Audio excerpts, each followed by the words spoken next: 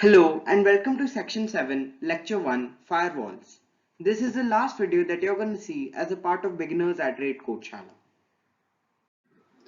In order to understand security and ethics within computer science, it is essential for us to understand firewalls.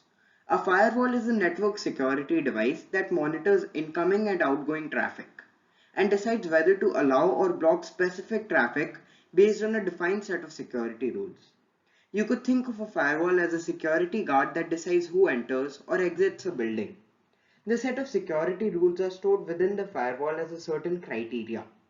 When an action or a task is set by the user, the firewall checks if the task should be executed or not by comparing it with its stored criteria. If the input falls within the criteria, then the task is proceeded to be executed. If it doesn't, the task isn't executed. This process allows browsers to block access to the user to harmful websites. They can be implemented as a software, hardware, or both. Today, firewalls have become an essential part of computing. As we learnt in the last lesson, the dark web constitutes of 96% of the internet. Therefore, firewalls are essential to block traffic within a computer.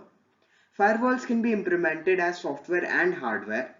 Software firewalls are designed to protect the computer by blocking certain programs from sending and receiving information from a local network or the internet.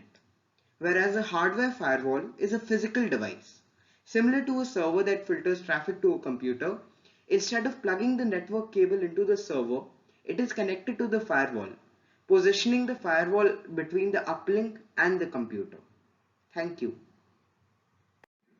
If you've been following our computer science course and this was the last video for you, I'm proud to congratulate you on your completion of Beginners at Codeshala. We look forward to see you in our next course. Thank you.